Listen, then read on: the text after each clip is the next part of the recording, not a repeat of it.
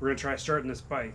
Just run through the process as far as what could go wrong when if you buy a bike and it doesn't start. We're going to try to address some of the things you could run into. All right.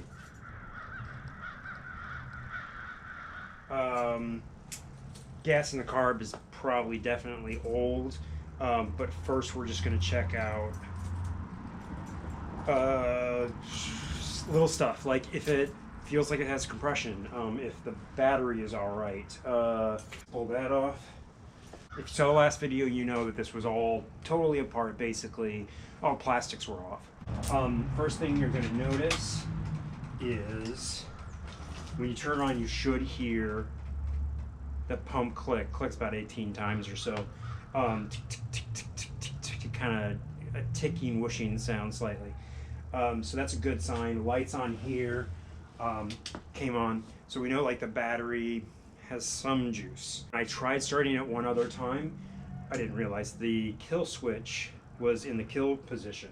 So I'm just going to let you hear what that sounds like. Don't forget to pull the brake when you push button start it. So there's the little clicky back here, which is where if you have a Ruckus, it's going to be up here. But like there's a relay back there that's not going to do it. Okay, so let's do that. Try it again. Kill switch is in the run position. Okay, that did not happen for me the other day. You can hear the engine trying. And then you can kind of hear the relay giving up, like clicking off, because if there's not enough juice from the battery, the relay shuts it all down. When the engine barely turns over like that, you know that the battery's basically dead. You really don't want to keep going, because once it just doesn't have enough oomph to start the bike, you're just killing the battery further. Okay, but it is a good sign that I might be able to kickstart it.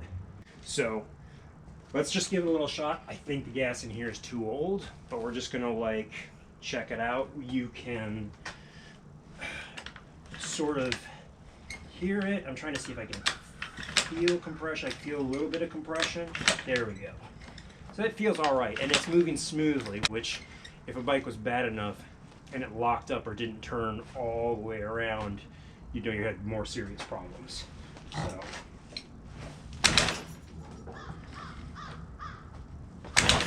okay.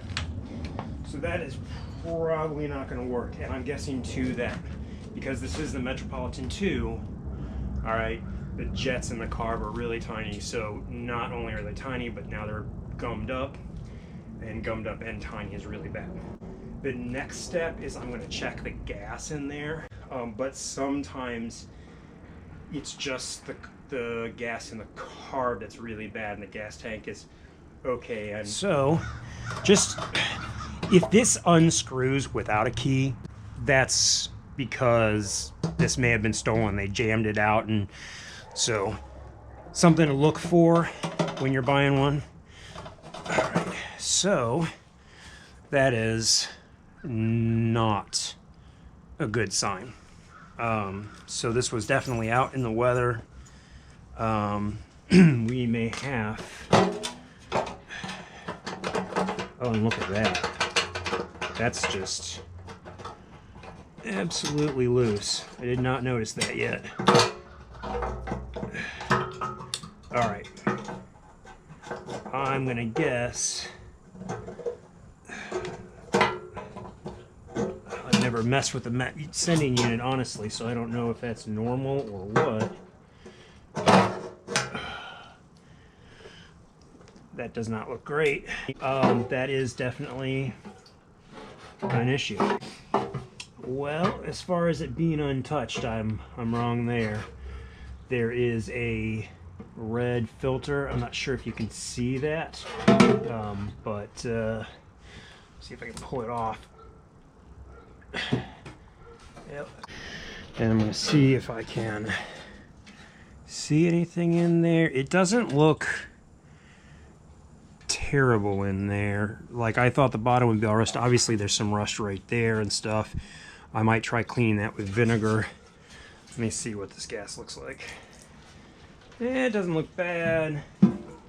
Doesn't smell terrible. So there's a chance that we can save that. But for now, it's probably one of the reasons that it's not running.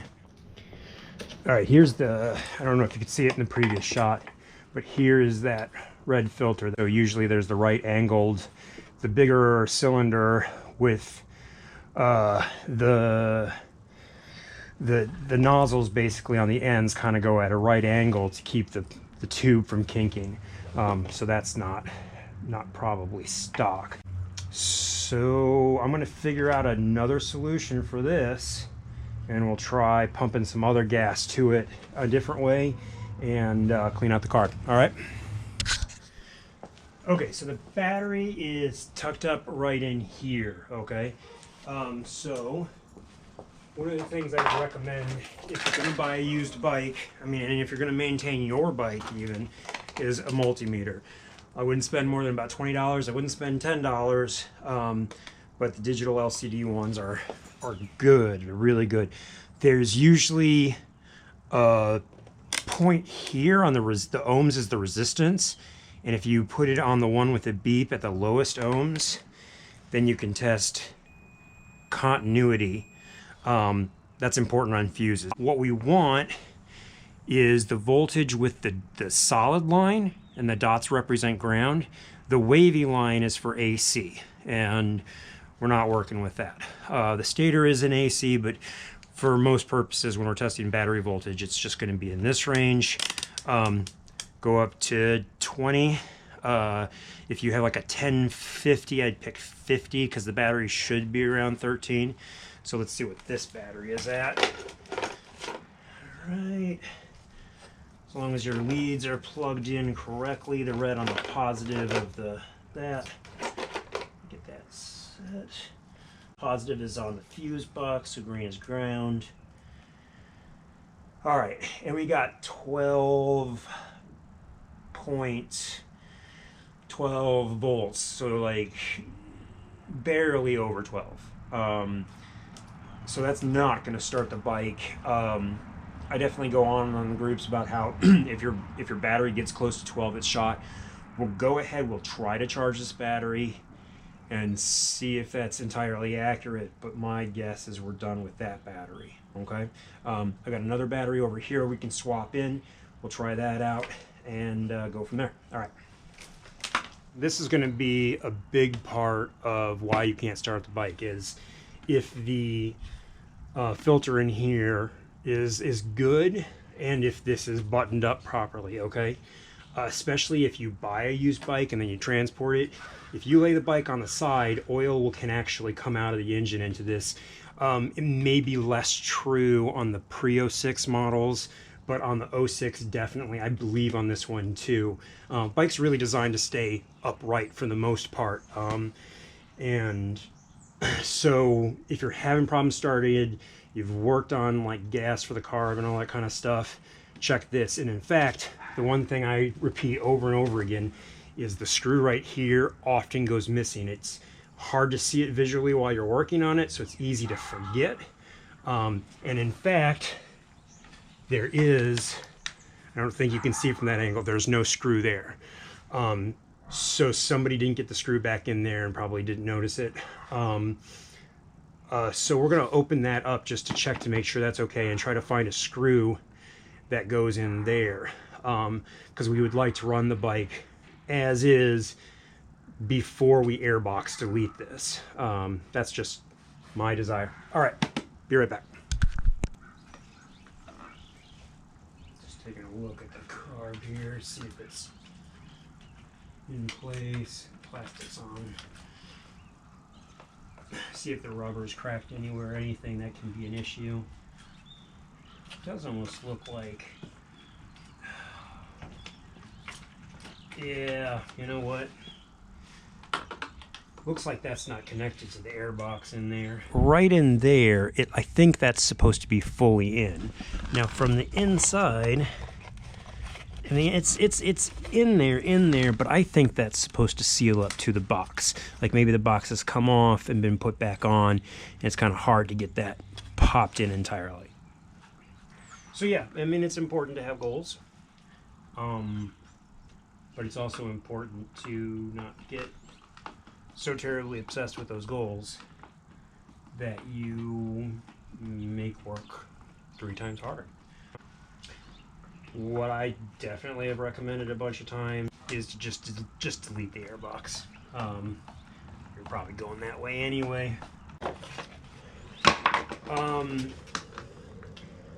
We'll start ripping that off, and I've got some jets and an intake. I'll kind of show you how I make an intake, and we'll clean that carb up. So that's going to be another process. All right, I gotta be honest, it's cold as fuck. Toes are starting to go numb, knee starts hurt. We're gonna go clean the garage. We're gonna take this in there and just tear it apart, man. So we're gonna redirect, and we're just gonna change it up as much as possible, get it going. Okay, this idea of trying to do it like, you know, in perfect steps just isn't gonna happen. I wanna see this thing run, so I'll see you in a minute. The best laid plans of mice and men, right?